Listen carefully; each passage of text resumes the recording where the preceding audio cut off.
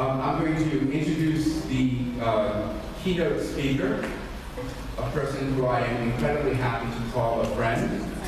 Dara Feldman is, if you have ever met Dara, she is the most enthusiastic person, and especially about character and virtues.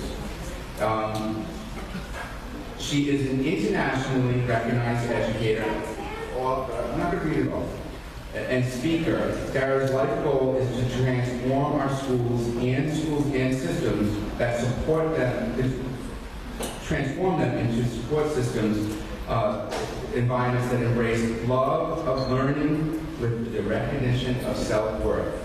And honestly, when you will meet her in a few minutes, and you will absolutely feel the passion that she has for character. Dara was on the board. She was the president of the Maryland Center for Character Education, and she has literally traveled the globe talking about the Virtues Project and talking about all the things that are right with young people, focusing on the positive, helping to eliminate the negative. So without further ado, a friend, a passionate educator, and an advocate and champion for character education around the globe. Dara Feldman, thank you.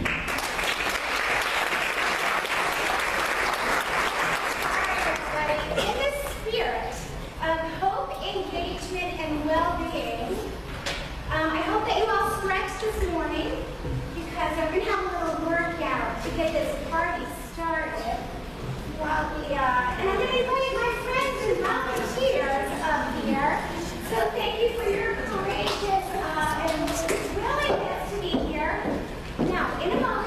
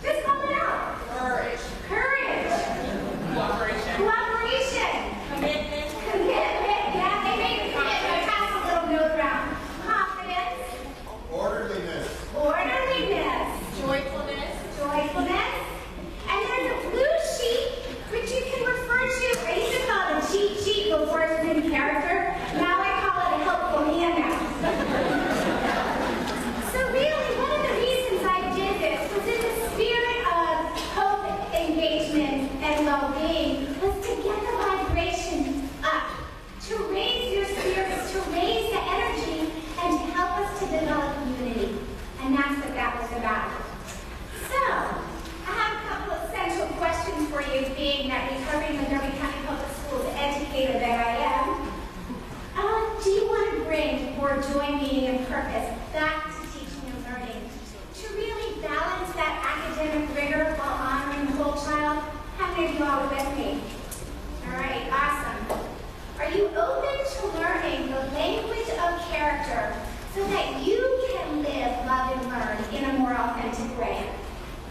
Anybody? Yeah, good? Well, I hope so, because that's what we're going to be doing for the next 40 minutes. Before we get started, I really want to congratulate all of you for your excellence and your commitment to character education. I know, having been a classroom teacher for 16 years, then working at central office for 5 years, and traveling around the country and the world, that there's really traditionally not a lot of support. So what I want to do with you is I want to share some personal stories with you in hopes that you'll relate and that you'll take from my stories the teachings and be able to use them in your personal life, in school with your students and your colleagues, and out in the community. But before we get started, I'd like to start by connecting our head and our heart.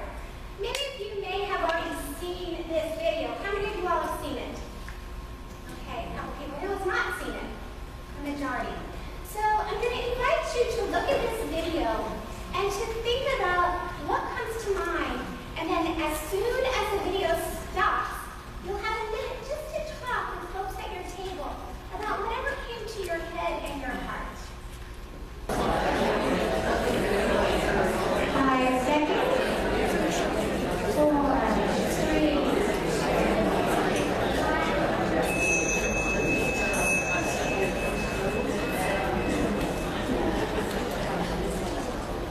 Thank you for your enthusiastic participation and willingness to connect with each other.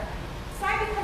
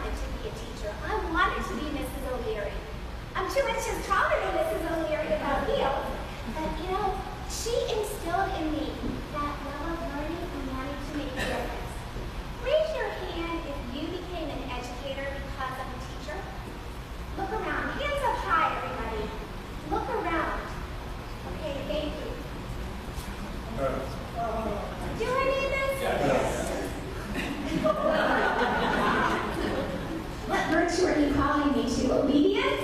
Oh, goodness. Okay, then the clicker goes down. Anyways, most of your hands were up.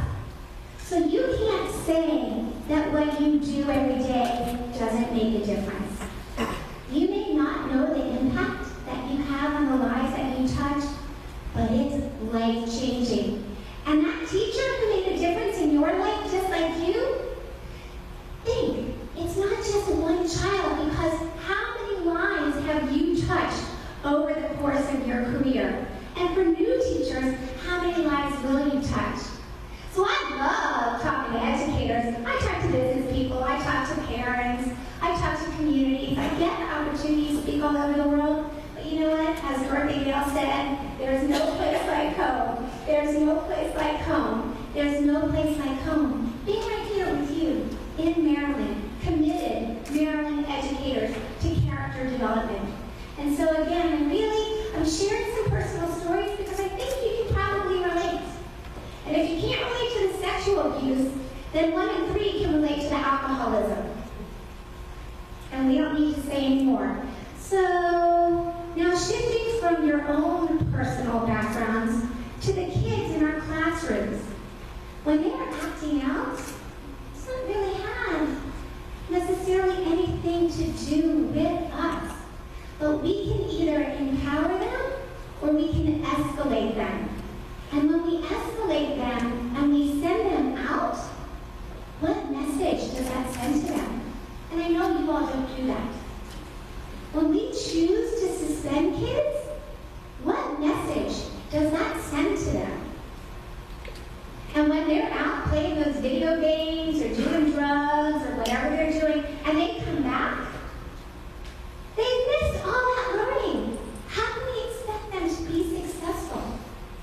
And so, for those people who aren't as blessed, knowing that character development is important, knowing that relationships matter, first and foremost, who give up on kids and do the suspension thing, they're sending our kids either straight to prison, the school-to-prison pipeline, or worse, to death. And that's why today I want to help you see a different perspective in our language and to be really, really conscious. So there's my mom. She's a psychologist, right? And all she ever wanted was for me to know that I'm loved. So this is what she would say. I love you, but your room's too dirty. I love you, but your grades are terrible. I love you, but you didn't do this. And I love you unconditionally. Is there a problem with that? So here's the first shift I'm going to invite you to. Please, think about that word, but. The point because it's really important. Anything that we say prior to the but, it turns it to, are you with me? Okay? Oh, this is a great paper, but you should have. Okay? Well, it's good that you turned in your homework, but you could have turned it in on time. It takes away that positive. So we can replace that but with what word? You got it. We can replace it with and. Does that make sense? Okay? Alright, so one other little teaching before we get into the language of virtues. Can't go anywhere without the Yoda. We need some wisdom here. And so, everything is energy, right? Words are vibration. As a recovering kindergarten teacher, I thought high-frequency words were things like a, the, is, and those are those high-frequency words because we see them frequently. However, high-frequency words are those character traits. Steadfastness, gratitude is really up here. Courage. Low vibration words take people to shame, from that place of shame and fear. And when you're coming from a place of shame and fear, you're going to meet resistance. That's why a lot of our kids who are struggling at home and in school are fighting back. They don't know how to do it any different way. So we get to see them different lens. We get to see all those positive character qualities in them and really notice them. Okay, this didn't work. No smiles, no laughter. Put myself out there, but that's okay. In Brazil, they laughed. No, I'm just kidding. All right, so this word, if we said, hey, let's try to get together for lunch, is it going to happen? No. Yeah, probably not. Let's make a commitment to get together for lunch. Chances of that happening? Better, right? So as the notice says, do or do not do. There is no try. Because when a student goes back and tries, if they don't have steadfastness, perseverance, determination, if they don't know that they have those character qualities in them, they're going to try for about how long? 5 minutes if you're lucky, 5 seconds if you're not, right? So there is no try. Let's do, let's commit, and let's create those relationships that will make it possible. All right, cartoon time.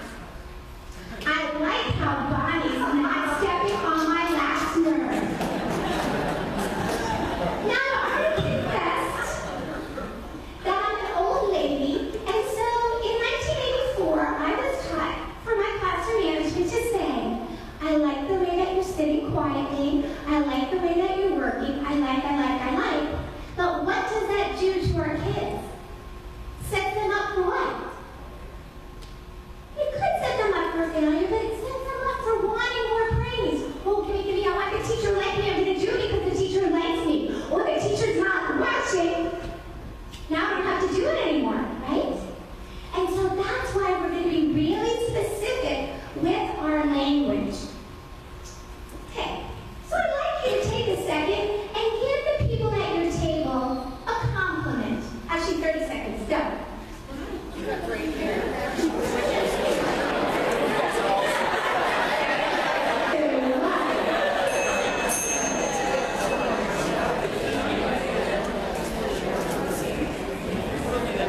Thank you for your cooperation and respect. Stopping talking right away, I really do appreciate it. So how many of you enjoy getting compliments? Raise your hand, be honest. Hands down. How many people think like sometimes it makes them feel really uncomfortable? Okay? So it depends. So if a compliment is inauthentic, oh, they're just trying to be nice, right? Well, what do you want from me? You know, or you're just trying to make me feel better. And here's where it really is a problem. If you're going to give a compliment and say, wow, you're really smart, or that was really courageous, and that student or that adult doesn't feel it, then it's going to create that, or it can create that cognitive dissonance. And it can actually do more harm than good. Does that make sense? Okay? And my daughter, oh my gosh, she is so creative. She's 23 now. When she was younger, she would dance all the time. She would put music together. She painted. She wrote songs. She played the guitar. She did all these cool things. And I would say, Deanna, you're so creative. And it wasn't until after I started doing this work in the language, I'm going to teach her in a little bit, that she said to me, you know what, Mom? I never felt creative. And it really didn't help when you said, oh, you're so creative. In fact, it made it worse because I didn't give her that evidence. And she had similar things happen to her. In fact, her dad, my ex-husband, died as a homeless alcoholic. And so, even though my daughter was really creative, she didn't act out. Let me tell you those stories about I just sit next to the teacher in 6th grade because I wouldn't shut my mouth. And she kept asking me to call it self-discipline, but she forgot to teach me what self-discipline looked like. And so I would still be writing notes and throwing them to my friends. We teach what we need to learn. That's why I do this work. Anyways, so this language is really, really powerful, and you'll see in just a moment. So as educators, we're taught to give timely and specific feedback. When we use the language of virtues, it's timely, specific, and meaningful feedback. All right, so now I have a question for you. I'm going to invite you to actively engage with me. How many of you all have that committee in your head? You know the one that says, oh my God, I'm so stupid, I can't believe, right? You don't have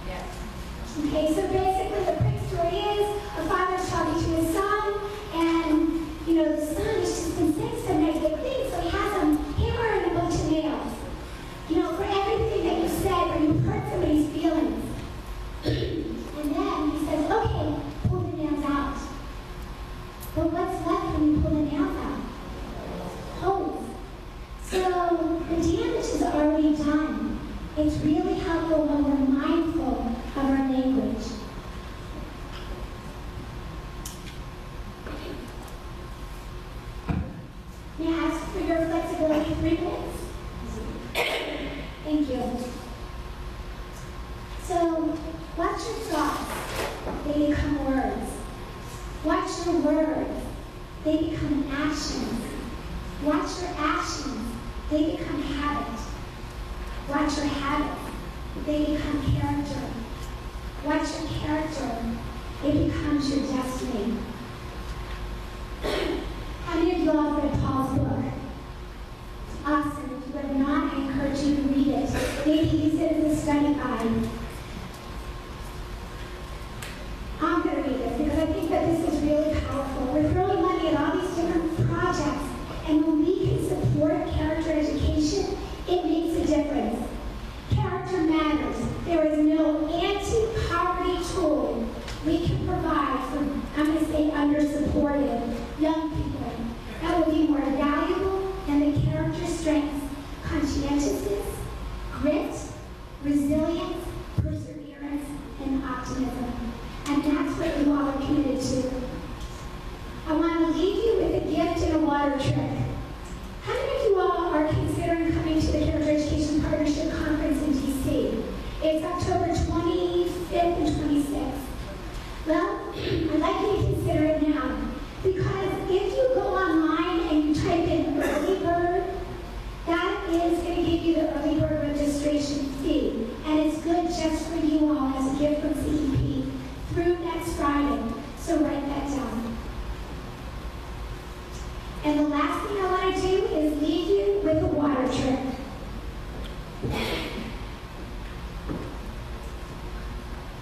We all come into the world with all of the virtues in us and potential. And then some things happen. Perhaps we're born into an alcoholic family. Maybe we've been abused. Maybe we have a special learning style. We get bullied. Things happen. And we kind of lose who we are. It's clouded. We can't go back and pull out all of those things that happened to us, nor would we want to. However, when we remember to speak the language of virtues, acknowledging one another for the gifts that we have, instead of shaming and blaming, guiding and thanking, what happens is not only do we get that purity back from when we were first born, but we are even fuller, stronger, more authentic people. Thank you all for your enthusiasm.